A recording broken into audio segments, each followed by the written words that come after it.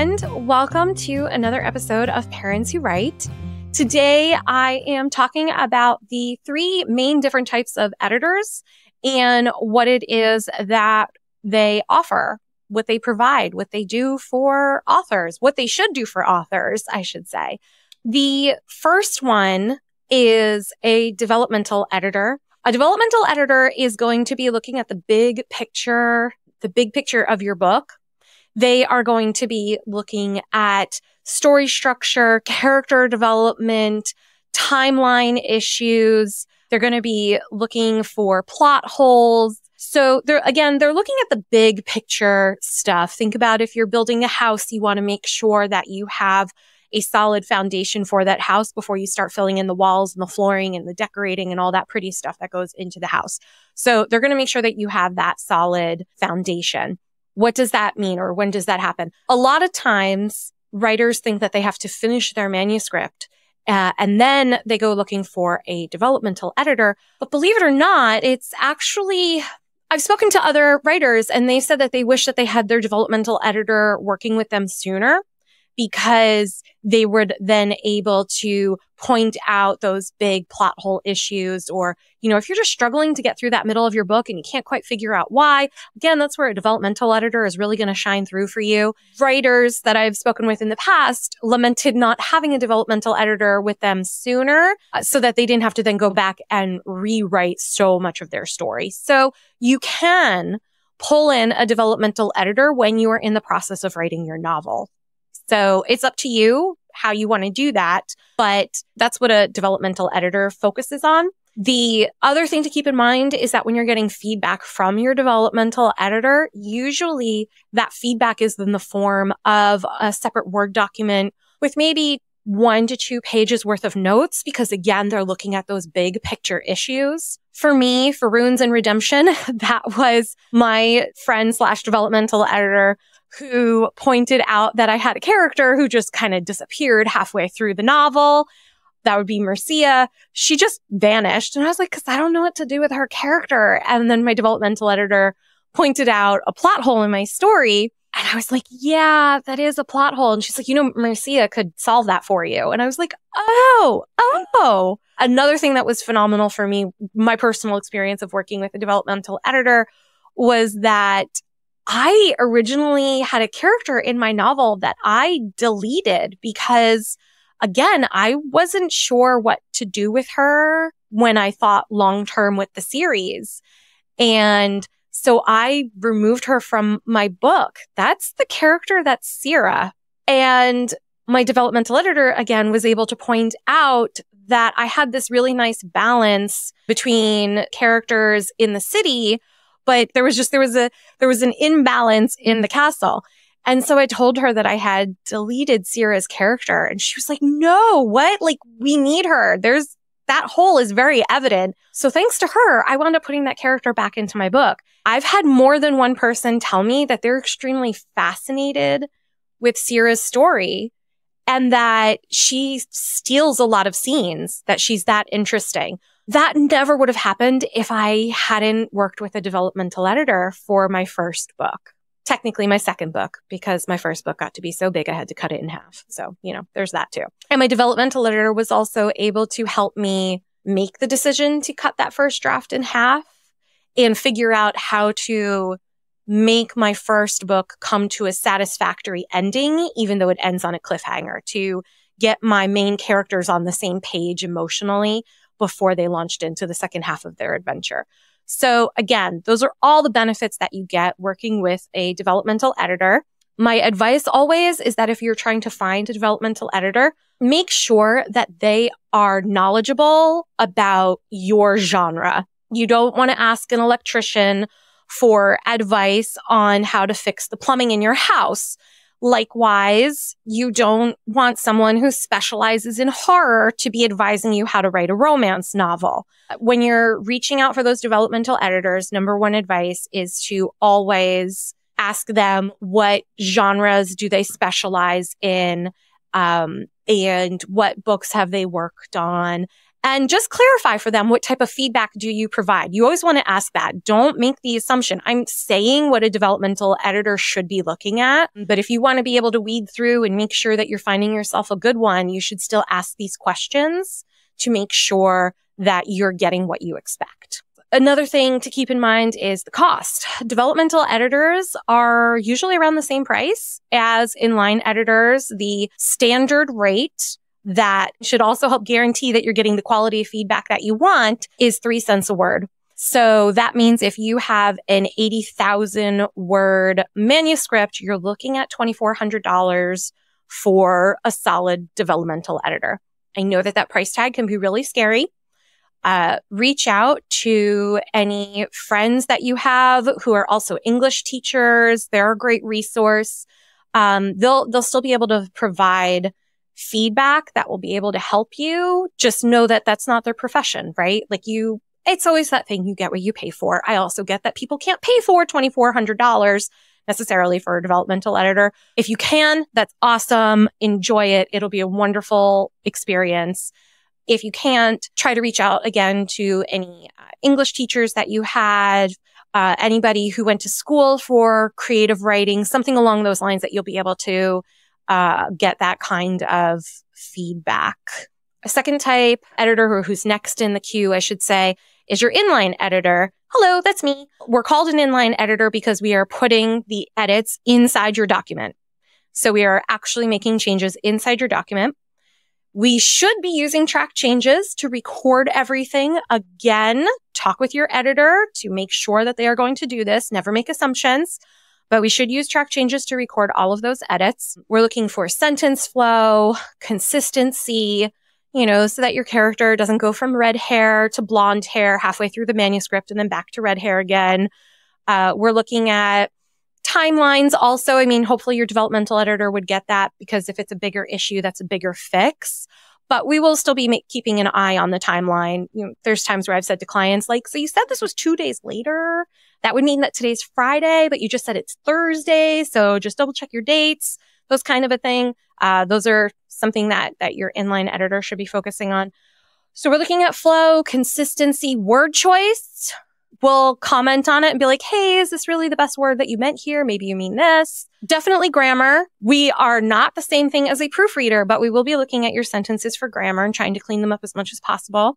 I've heard people express their concerns with inline editors rewriting sentences. So let's talk about that. Inline editors shouldn't be rewriting your sentences as in changing the imagery or the ideas you're trying to convey or the point that you're trying to make. Definitely not. But there are plenty of times where we're restructuring a sentence because it's part of that flow. For example, if you have all of your sentences start with he, we're going to make a note of that. We're going to swap some things around within a sentence just so that you have that undulation, so that you have a more natural flow to your sentences rather than just a hard repeat of the same structure over and over again. Another example where we might be restructuring a sentence is if we're changing passive voice to active voice. So instead of saying, she was seduced, it's he seduced her, or whoever did the seducing, right? So we're gonna be looking for all of that stuff. Okay, I'd put in here, what the heck is the difference between an inline editor and a copy editor? So far, that's pretty much the same thing. Inline editor, copy editor, they're interchangeable.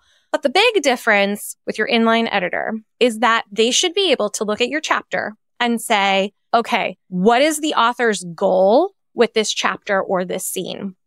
The author is trying to do X. And then they can look at your chapter or your scene and say, these are all the things that are working really great to that. So I don't have to comment on that. In fact, maybe I'll leave a comment, be like, this is really well done. Great job.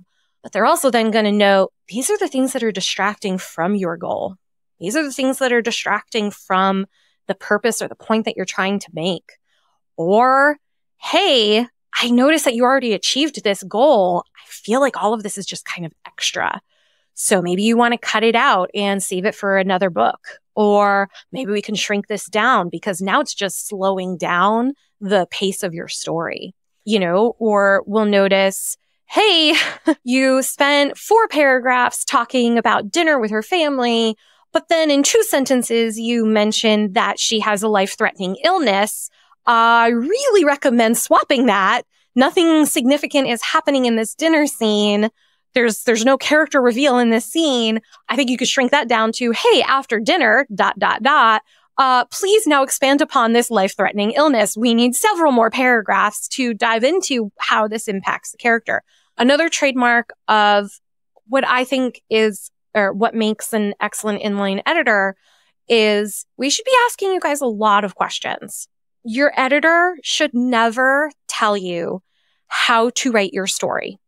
They should never say, I think you should do this. If they do, hopefully it's more so in the context of them saying, I see that you're trying to achieve XYZ with your character, and I think this thing would help you get there more directly.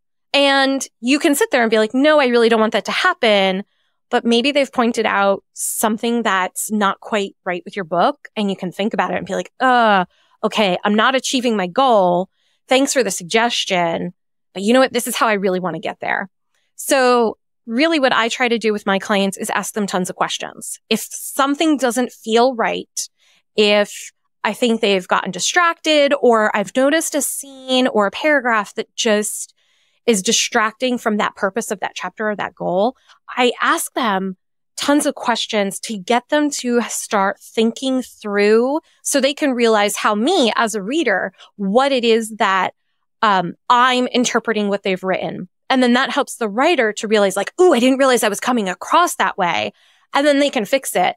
And then I'll ask a bunch of questions like, did you mean this or did you mean that? Or, if you did mean this, what about all these things that come into question with this? So now you know that you need to address all of those things. I ask tons of questions with the intention of being able to help my writer think through what it is that they are trying to do. Again, not with the purpose of telling them what they should be doing or what I would do if I was writing their story. Because if that's the case, then I should just go write my own book, which I have. Yay. But you should never have an editor say, I want you to do this, or I would do it this way. So avoid that. Okay. So that's the big difference with an inline editor versus a copy editor. The standard rate, again, for an inline editor is 3 cents a word. So again, you're looking about $2,400 for an 80,000 word manuscript. I will say that if I'm editing an 80,000 word manuscript to even 100,000 words, I'm spending 3 to 4 weeks working on that. I am spending hours checking for the flow of your sentences and that consistency and word choices and making sure that the grammar is there and making all of those suggestions to help your story shine as brightly as possible. So there are, of course, less expensive editors out there. When you are interviewing editors or you're asking them what it is that they offer, list those things and be like, hey, do you provide this? Do you track all of the changes in the document? Another thing to keep in mind is when I take on clients, right, I set myself up that I am working on their manuscript each day to be able to do that in a reasonable time frame. Pay attention to the timestamps on those documents. I had somebody once tell me that they got a much less expensive inline editor, and when they looked at the document, they could see that they had opened up their document and left comments for like a couple of days. And then all of a sudden there was nothing for weeks. And then all of a sudden the inline editor opened up the document with like 4 days to go and went through the entire manuscript and kind of like left comments where they could and made a couple changes where they could to make it look like they had spent time on this document, but really they hadn't. And that is devastating to me. I don't ever want anybody to have that experience. Reedsy is another great place to find inline editors. You're still going to be looking at that roughly 3 cents per word is your industry standard. It might actually be a bit more because of the fact that they have such great reputations, and they have everybody who's on Reedsy, I believe, has worked for publishing houses. So they have that additional background. Between Fiverr and Upwork, I've heard that Upwork has more professional clientele on there. So I would say if you're going to try to find a less expensive inline editor, I would recommend Upwork over Fiverr.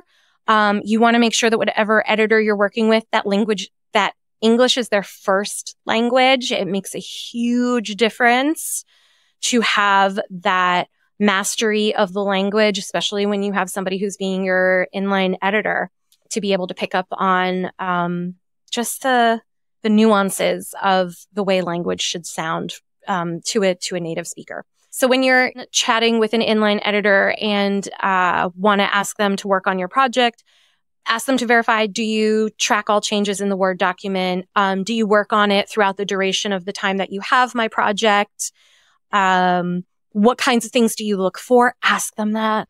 Ask them if they look at what contributes to your purpose or your goal, or if something distracts from it. Ask them if they're going to make those kinds of recommendations. Ask them if they're only looking at flow and sentence structure and grammar. Okay, so this way you just know what level of editing you're going to be getting from them.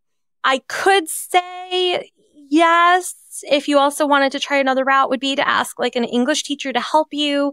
I love English teachers. They were my favorite teachers throughout school. But I will say that they're not grammarians. They don't have a passion for commas, and it's not their profession, right? So keep that in mind. Okay, last one up is a proofreader.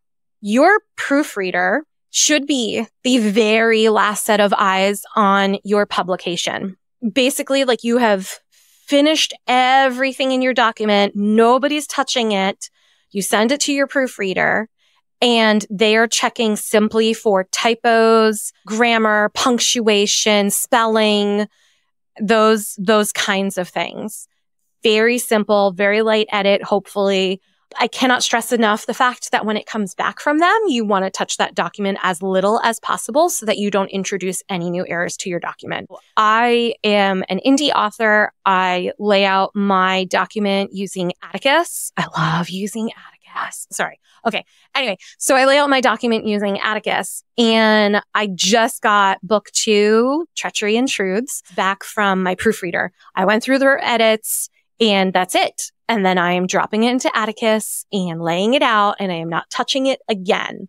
So your proofreader is your very last contact with that document. They are usually at least half the price of your inline editor. So you're looking at around 1.5 cents per word. And it's simply a matter of fact of wherever you go to find your proofreader, just double check with them. Do you track all changes? Will you send the document back with track changes? Or you can even specify, I want the document back with track changes. Oh, one more thing I wanted to say is beta readers. Where do beta readers fit into all of this? A lot of times authors will choose to use beta readers instead of inline editors. Again, I understand that. I'm not here to judge anybody with which means that they use. I just want you to understand the difference. A lot of times with your beta readers, the difference of feedback between that and an inline editor would be your beta reader might say, this feels off to me, or I'm confused about this. Or honestly, a lot of times with beta readers, you do get comments like, I wish this had happened, or I would have done this, or I wanted this to happen. So just be careful, because again, a lot of that is more opinion-based feedback rather than the type of feedback that I was mentioning with your inline editor about, I can see what the author's trying to do and this is working and this is not working. Okay. The big difference with the feedback is also going to be, I'm confused from your beta reader versus an inline editor who says, hey, this is confusing. Here's the reason why you're conveying this instead. But I think based on what I see your character is doing, you actually mean to do this. And if that's not the case, then here are some ways that you might be able to clear that up. And then again, I would ask like a bunch of questions to help the author think that through and make sure that they could clearly convey what they are trying to do. So that's it in a nutshell. As I mentioned, I am an inline editor. So if you guys have any questions, always feel free to go to parentswhowrite.com/editing. You can see everything that I offer. I just talked about it. And you can also book a 30-minute discovery call with me. It's free and we can chat, and you can express your concerns to me or what it is that you're looking for. And I can make recommendations, and we can talk about me working on your book if that feels like a good fit. And if you feel like you need other help or assistance, we can also talk about that too, because I'm there to make sure that you get where you want to go. So you don't keep circling around in confusion over and over again. Okay. So that's it for now. And as always, keep writing, my friend.